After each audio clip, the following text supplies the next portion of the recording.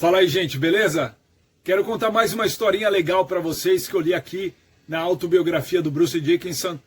Eu já contei uma história dessas lá no meu canal no YouTube. Quem quiser ver, vai lá no canal, dá uma olhada. Eu conto a história do dia que ele conheceu o Johnny Cash, que é muito legal. Olha o Johnny Cash aqui no meu braço.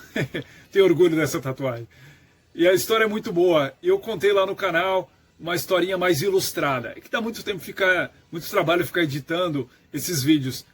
Perde-se muito tempo. Então aqui vai ser uma coisa mais direta. Eu quero contar uma outra história que tem nesse livro, quando ele encontra um outro grande ídolo dele, o cara que influenciou ele a cantar, e o quanto essa história o abalou, evidentemente, né? Isso porque ele ainda era um jovem. Essa história acontece ali por volta de 1980, na época ele estava no Samson, antes de entrar no Iron Maiden. Aí veja só a forma como o Bruce relata a história aqui. Terminamos de gravar o disco e o escutamos várias vezes, facilmente convencidos de nossa própria genialidade. Todos fomos beber no Newman Arms, o pub em cima do estúdio, e então retornamos várias cervejas depois, veja bem, para um último momento autocongratulatório. E aí ele conta que o engenheiro de som acendeu ali um baseado, né? E estava passando ali para a rapaziada, e eis que naquele momento Ian Gillan adentrou o local. Veja só, o vocalista do Deep Purple, mano. Veja que história, hein? Cabelos até a cintura, Rolls Royce Vintage estacionado na garagem subterrânea.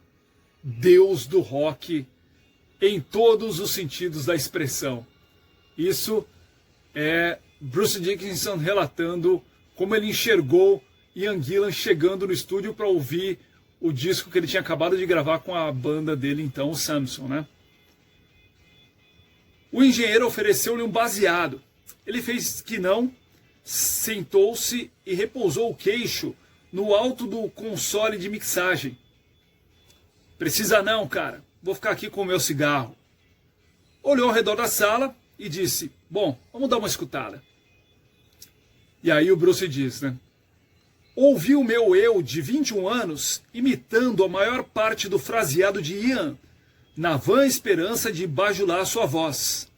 Isso quer dizer o quê, né? Que ele copiava o estilo do Ian Gillan, né? Recebi um baseado que estava sendo passado e traguei algumas vezes. Estava nervoso, vendo o meu herói ouvir a minha versão dele próprio. Ele levantou a mão e McCoy pausou a reprodução, né? O engenheiro de som parou a reprodução na hora que o Ian Gillan fez um gesto para ele, tipo, dá um tempo, né? Quem é o vocalista? Perguntou Gillan. Imagina um momento de tensão, né, na sala. Ele, obviamente, não se lembrava do iniciante que tivera a audácia de questionar-lhe a forma vocal alguns meses antes no Carlisle Market Hall. Eu ergui a mão debilmente. Eu? Vocal bacana, belos gritos, comentou casualmente o Ian Gillan. Naquele exato momento, percebi que eu tinha ficado com uma vontade súbita e urgente de vomitar. Não por causa de algo que ele dissera, por causa de algo que eu havia fumado depois de tomar 4 cervejas no Newman Arms. Vale lembrar que lá na Inglaterra os caras tomam umas cervejas fortes pra caramba, né? O Bruce fala de cerveja o livro inteiro. Tudo é motivo para tomar uma cerveja, para ir pro pub, e ele faz isso até hoje. E aí ele continua aqui, né? Até hoje eu não sei ao certo o que são Temple Balls, mas posso dizer que não me caíram bem. Abri a boca para responder e só consegui dizer, obrigado, preciso ir. Antes de sair quase correndo da sala de controle rumo ao banheiro, enfiei a cabeça no vaso de porcelana e, sob a trilha sonora do novo álbum do Samson, vinda do furo do corredor, eu vomitei por todo o tempo futuro imaginável. Imagina, ficou lá chamando o Hugo, passando mal de nervoso e porque estava chapadão, né? Lógico. Eu me sentia mal, tonto e fraco, ajoelhado no chão frio de linóleo, gemendo e arfando no vaso. Ouvi vozes vindo do estúdio na minha direção. Ele está aqui, não está? A porta foi chutada e um par de mãos fortes me arrastou para fora dali. Vejam só. Ian Gillan limpou o vômito da minha boca, fez com que eu me sentasse direito e me pôs em um táxi para casa. Quem diria, né? Aquele não foi o meu melhor momento, como ele me lembraria todas as vezes que nos encontramos ao longo dos 20 anos seguintes. E aí, cara, não vai sair vomitando em cima de mim de novo hoje, vai? Uma aula de como não conhecer o seu criador. Imagina o Ian Gillan tirando onda toda vez que encontrava o Bruce por causa desse episódio, né? Vale lembrar que nessa época Ian Gillan já era um dos grandes da história do rock, né? Um cara venerado como uma das vozes mais potentes e mais invejadas da história do rock. E o Bruce, então um menino ainda, né? Ficou realmente abalado com esse encontro, mas depois viria a se tornar tão grande quanto o Ian Gillan e hoje em dia certamente são amigos, né? Sensacional. Valeu, gente. Essa foi mais uma historinha do rock para vocês.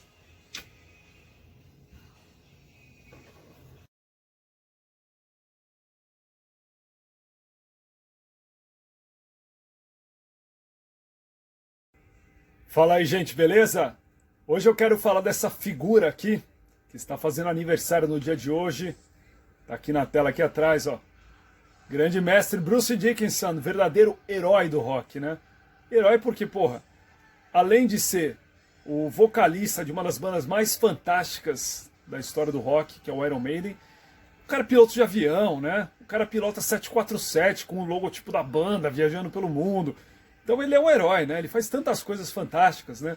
Ele é capitão da seleção inglesa de esgrima, ele é escritor, ele é um palestrante renomado, né? Tanto que está para vir ao Brasil novamente, é um empresário bem-sucedido, é um cara fantástico, né? Tudo que ele faz bem feito. Aliás, ele venceu um câncer, né? Teve um câncer muito sério aí, alguns anos atrás, e conseguiu superar e voltar aos palcos em altas performances com Iron Maiden. Inclusive deve vir para o Rock in Rio 2021, hein?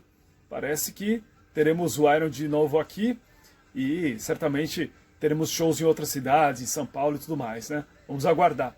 Hoje o Bruce faz 62 anos. Recentemente eu li a biografia do Bruce e já gravei, acho que 2 vídeos aqui falando sobre o Bruce. Tem um vídeo no meu canal no YouTube também para quem quiser ver, né? Sempre contando curiosidades que eu li nessa biografia, que tem curiosidades muito boas.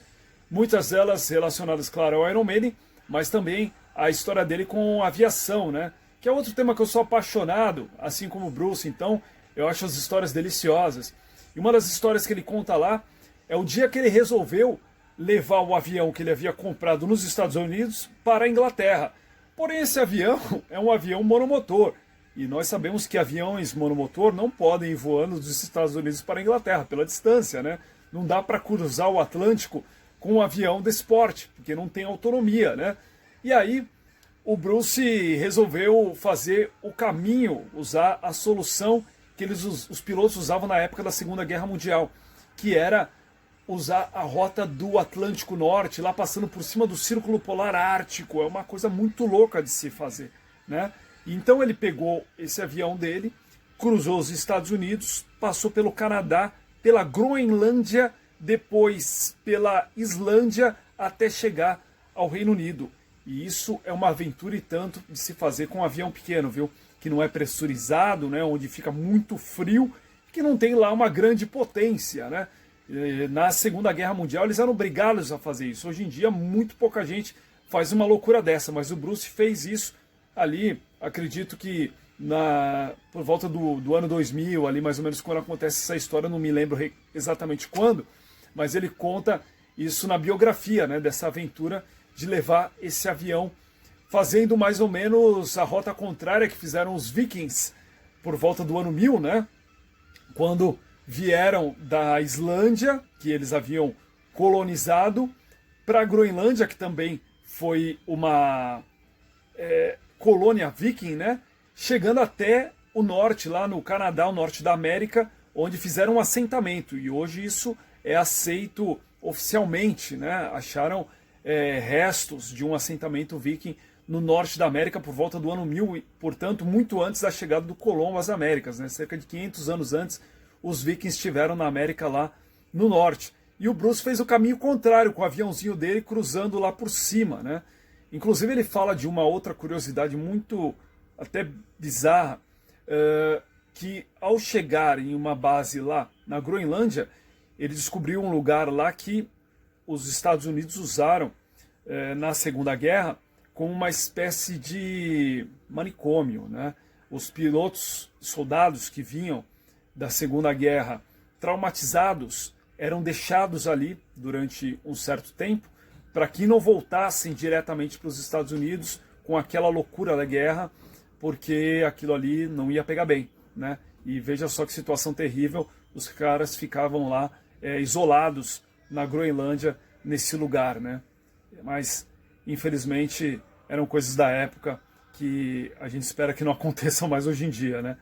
E o Bruce conta essa e outras histórias fantásticas na biografia dele, que chama-se Pra Que Serve Esse Botão, né? Ele está assim, inclusive, mostrando o botão. Muito legal. Então, parabéns ao grande Bruce Dickinson. Eu espero que vocês tenham curtido mais essa história do rock. The Tears of the Dragon, for you and for me.